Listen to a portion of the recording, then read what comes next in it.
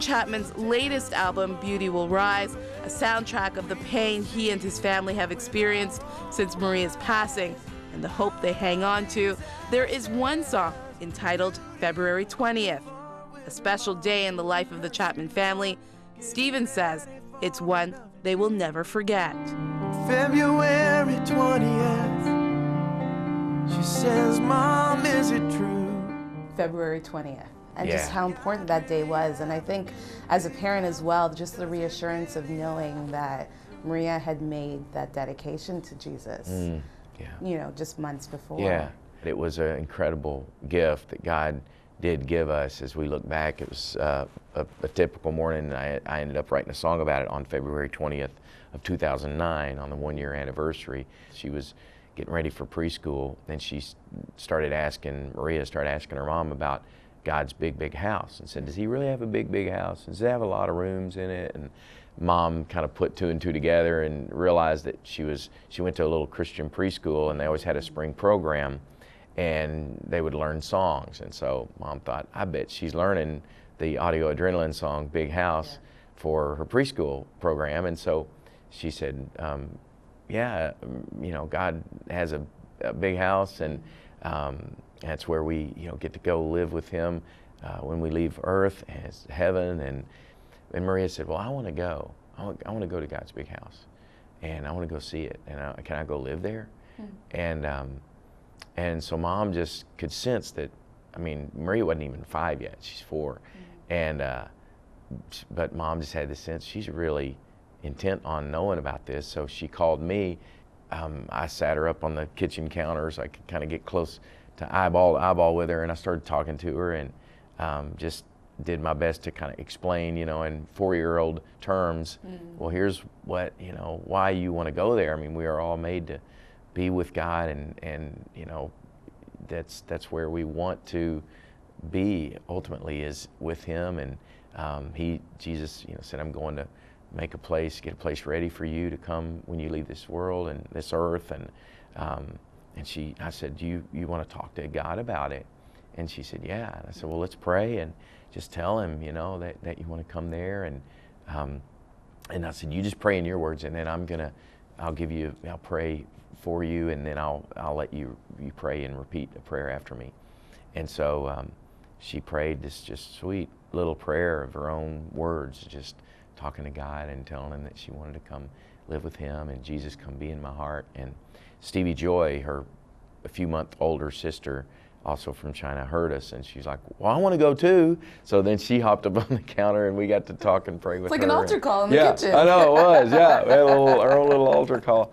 And of course, we just had no idea. So yeah, that was a really precious gift to us, you know. And this February 20th, we celebrated it again, you know, just the realization of, you know, what that day represents for us, and just that gift that God gave us, to know that was really, I mean, purely nothing we planted, nothing we prompted. It was just the desire of her heart to be with Jesus, to be in God's big house.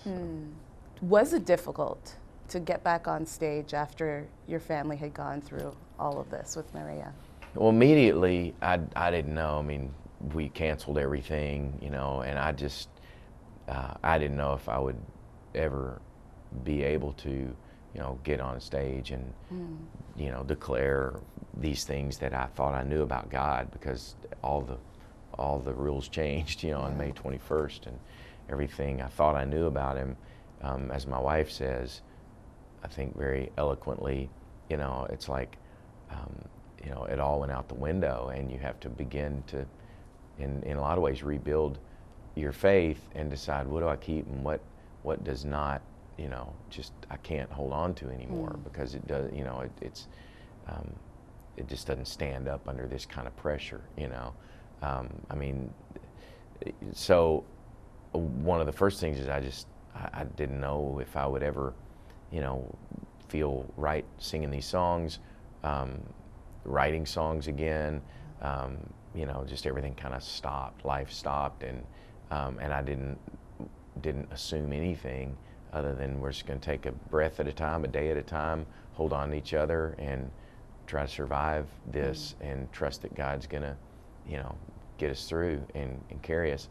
And but it didn't take long that I really had a sense that I need to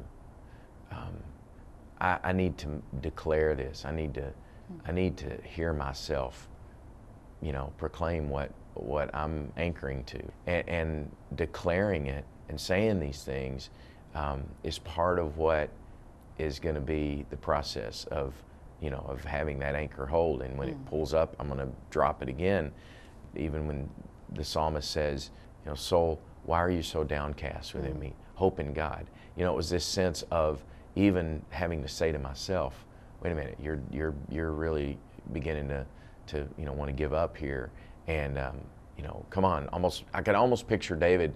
All of a sudden I got this new image of him not, strumming his harp, singing these happy, little peaceful, psalms, but I got this picture of him just really literally beating on his own chest, like trying to get his heart to start beating again, going, come on, this is true. Hope in God, trust in God, come on, talking himself almost into that and just having to hear himself and preaching the gospel to himself in a way, and I felt like that's what I needed to do for my own heart, for my family's heart, and if others were encouraged by that, then that was great, obviously, but that wasn't even the motivation, was to go minister to others. It was really a sense that God, this is what I really need to go stand in front of people and declare it.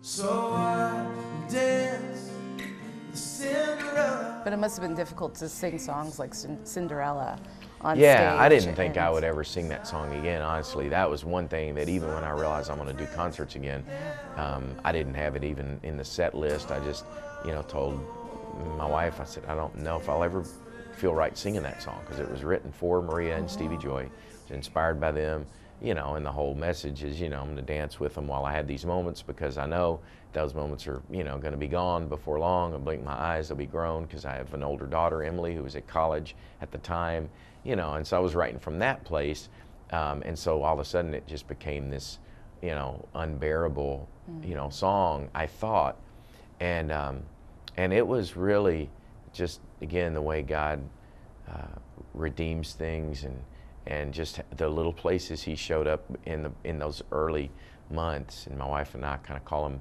little breadcrumbs that we would find left along the path, that tell us we're going the right direction. And God and Maria, we felt like left them for us, like, keep walking this direction, we're just ahead of you. Was the first night I was standing in front of an audience, and I didn't plan to do Cinderella.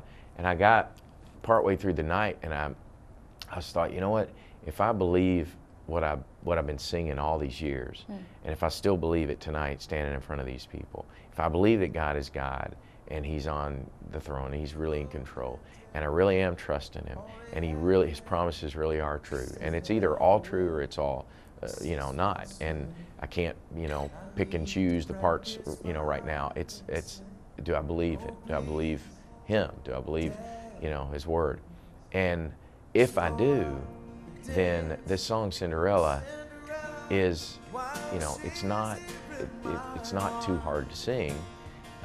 It's still important for me to say, because I'm still here. I still have moments, as brief as we know they are now. We know they're very brief. But there's a reason God still has us here, and there's an eternity, and I'm more aware of that now than ever. It's become more real now. I have tangible, literal treasure in heaven in my daughter, so I'm longing for that day. I believe that's coming, but there's a reason I'm here today, and what am I going to do with the moments?